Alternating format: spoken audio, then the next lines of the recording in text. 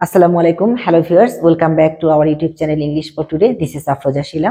You know very well we have started our 60 days spoken English course. I hope you are practicing English more and more and also watching my classes. Okay? অনেকেই আমার এই চ্যানেলটি subscribe করেছো, many thanks. যারা এখন পর্যন্ত subscribe করোনি অবশ্যই চ্যানেলটি সাবস্ক্রাইব করবে, লাইক কমেন্ট শেয়ার করবে। আজকের ক্লাসে আমরা শিখব কিছু ভার্ব, অর্থাৎ যে ভার্বগুলো ইনফর্মাল এর ক্ষেত্রে ব্যবহার করব, আবার ফর্মাল ক্ষেত্রে ওই ভার্বের পরিবর্তে আমরা কি ইউজ করতে পারি।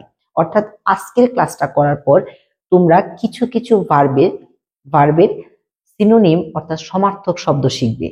ওই গো ভার্ব, যেমন ফার্স্ট আমি এখানে লিখেছি গো, এই গো ভার্বটা হচ্ছে কি যাওয়া। এই যাওয়ার পরিবর্তে আমরা কি এখানে ইউজ করতে পারি সেটা হচ্ছে সমার্থক শব্দ, সিনোনিম। আবার এখানে আমি বোর্ডে লিখেছি ইনফর্মাল, ফর্মাল। ইনফর্মাল মানে যেখানে যা ইচ্ছে সেটা বলতে পারে, বাট কিছু কিছু মানে ফর্মাল, ওটাকে তোমাকে ওই ওয়ার্ডটা ইউজ করলে বেশি স্ট্যান্ডার্ড হয়। ঠিক সেই ওয়ার্ডগুলোই তোমাদের আজকে আমি দেখাবো, ঠিক আছে। এখানে লিখেছি হচ্ছে গো। এখন গো যাওয়া, এটারই যেন আরেকটা অর্থ, গো মানে কি যাওয়া, তাহলে এখান থেকে চলে যাওয়া, সেটা কি হতে পারে লিভ। তাহলে আমরা ইনফর্মালের ক্ষেত্রে গো ইউজ করব, আর ফর্মালের ক্ষেত্রে আমরা কি ইউজ করব বলতো, কি ইউজ করতে পারি? অবশ্যই এখানে আমরা লিভ ইউজ করব। কি বলবো? লিভ, কিন্তু অর্থ কিন্তু সেম। গো মানে যাওয়া, লিভ মানে যাওয়া, ছেড়ে দেওয়া, ত্যাগ করা, ঠিক আছে। তাহলে আমরা গো এর পরিবর্তে আমরা ইউজ করতে পারি হচ্ছে কি লিভ। ইনফর্মালি হচ্ছে কি গো, আর ফর্মালি হচ্ছে লিভ। এখানেও যে আমরা গো বা এখানে লিভ ইউজ করলে হবে না সেটা কিন্তু না, বাট ফর্মালের ক্ষেত্রে এগুলোর পরিবর্তে এই ওয়ার্ডগুলো ইউজ করা হচ্ছে বেটার। ওকে, এবার দেখো গোর জায়গায় আমরা এখানে কি দিব? লিভ। খেয়াল করো, লিভ মানে হচ্ছে কি ত্যাগ করা, সরে যাওয়া, যাওয়া। তো গো মানে যাওয়া। এবার দেখো কেনা, ইংলিশ কি? কেনা হচ্ছে ইংলিশ, এটার বাংলাটা কি? কোনো কিছু কেনা, তাই তো। তাহলে হচ্ছে বাই। কি বললাম? বাই। তাহলে বাইর আমরা এটা আরেকটা ইংলিশ, ফর্মাল ইংলিশ আমরা কি করতে পারি দেখো, পারচেজ। পারচেজ অর্থ কি? কেনা। তাহলে বাই কেনা, পারচেজ কেনা, এটা সমার্থক শব্দ শিখলাম, তার মানে সিনোনিমও শিখলাম। আবার ইনফর্মাল ক্ষেত্রে এগুলো ইউজ করছি, ফর্মালি ক্ষেত্রে বাই শব্দটা না দিয়ে, ভার্বটা না দিয়ে এখানে আমরা দেবো কি পারচেজ। ওকে। ক্লাইম্ব অর্থ কি? আরোহণ করা, উপরে ওঠা, তাই না? ক্লাইম্ব। এখানে আমরা ক্লাইম্ব না দিয়ে, সবসময় ক্লাইম্ব না দিয়ে আমরা এখানে দিতে পারি এসেন্ট। এসেন্ট মানে আরোহণ করা, উপরে ওঠা। ওকে। দেখো চেক, জিনিসটা চেক করো, এটা চেক করো, কিন্তু অফিসিয়াল ভাবে এটাকে আমরা বলতে পারি ভেরিফাই করো। কি বলবো? ভেরিফাই করো। ভেরিফাইও কিন্তু চেক করা, ভেরিফাই করা। তাহলে চেকের পরিবর্তে এখানে দিব কি ভেরিফাই। দেখো গেট, গেট মানে হচ্ছে পাওয়া। আরেকটা পাওয়া ইংরেজি হচ্ছে কি রিসিভ। রিসিভটাও কিন্তু গ্রহণ করা বা পাওয়া। তাহলে আমরা গোর পরিবর্তে দিচ্ছি লিভ, বাইয়ের পরিবর্তে দিচ্ছি পারচেজ, ক্লাইমের পরিবর্তে দিচ্ছি অ্যাসেন্ট, চেকের পরিবর্তে দিচ্ছি ভেরিফাই, গেট এর পরিবর্তে দিয়েছি কি রিসিভ। এখন দেখো তুমি কয়েকটা শব্দ শিখে ফেললে। গো মানে যাওয়া, বাই মানে হচ্ছে কেনা, ক্লাইম বলতে আরোহণ করা, চেক কোনো কিছু চেক করা, পরীক্ষা নিরীক্ষা করা, আর চেক আর গেট হচ্ছে কি পাওয়া। এগুলো শিখলাম, এগুলো শিখলাম। তার মানে এখানে কিন্তু আমরা 10টা vocabulary already we have done, আমরা শিখে ফেলেছি। ওকে। এবার দেখো আস্ক মানে কি জিজ্ঞেস করা। তাহলে আমরা এখানে আমরা এটা বলতে পারি হচ্ছে কি দেখো, আস্ক জিজ্ঞেস করা, প্রয়োজন হওয়া, এরকম আমরা এটাকে দিতে পারি রিকোয়ার। কি দিব? রিকোয়ার, প্রয়োজন হওয়া বা জিজ্ঞেস করা, বা এটাও প্রয়োজন হওয়া, এটাও কিন্তু প্রয়োজন হওয়া। তাহলে আমরা ফর্মালের ক্ষেত্রে এটা ইউজ করাটা বেটার। ওকে। হেল্প মানে কি? সাহায্য করা। এই হেল্পটা সবসময় আমরা সচরাচর ইউজ করে থাকি। এই হেল্পের কাছে আমরা দিতে পারি অ্যাসিস্ট। অ্যাসিস্ট মানে কি? সাহায্য করা। এইড মানেও সাহায্য করা, অ্যাসিস্ট হচ্ছে সাহায্য, এটা হচ্ছে ফর্মাল। ওকে। এবার দেখো কিপ অর্থ কি? রাখা।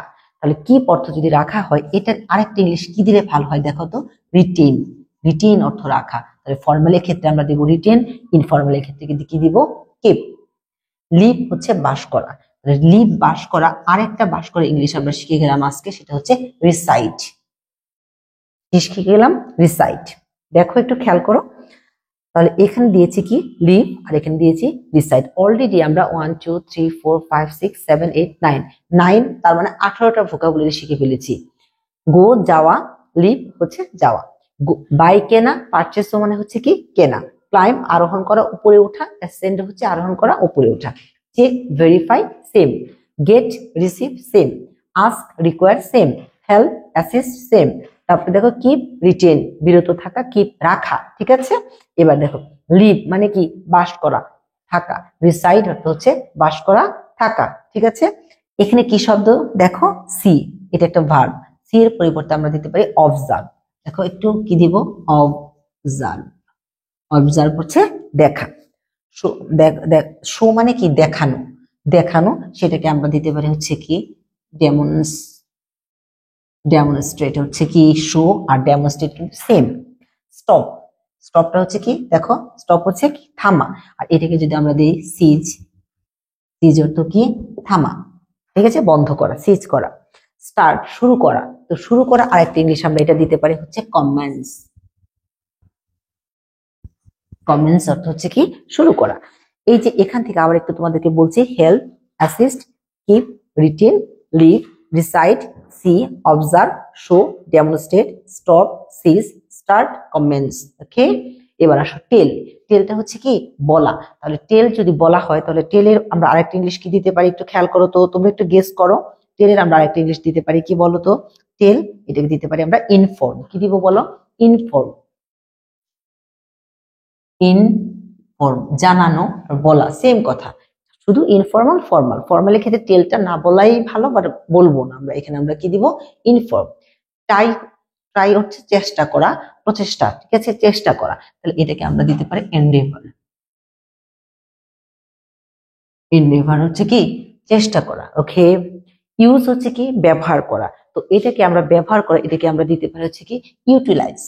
ইউটিলাইজ, ইউটিলাইজ হচ্ছে কি ব্যবহার করা। ওকে, ওয়ান্ট হচ্ছে চাওয়া, ওয়ান্টটা কি চাওয়া, এটাকে আমরা দিতে পারি হচ্ছে ডিজায়ার।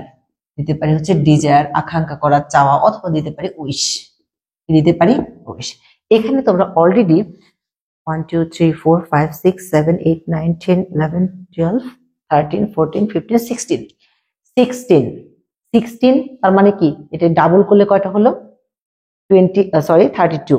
এতগুলো ওয়ার্ড তোমরা অলরেডি শিখে গেছো। আজকের ক্লাসটা করার পরে অন্তত এতগুলো ওয়ার্ড তো শিখে গেছো। তো এই ওয়ার্ড গুলো দিয়ে নিজে নিজে কিছু বাক্য তৈরি করার চেষ্টা করো। এগুলো আমাদের প্রাত্যহিক জীবনে যে যে কথাগুলো তোমরা বলো সেখানে এগুলো ইউজ করে কথা বলার চেষ্টা করো, দেখবে অনেকটাই ইমপ্রুভ হয়ে গেছে তোমার। ঠিক আছে, সবাই ভালো থাকো, সুস্থ থাকো। নেক্সট ক্লাসে আবার একটা নতুন ভিডিও নিয়ে তোমাদের সামনে আসবো ইনশাল্লাহ।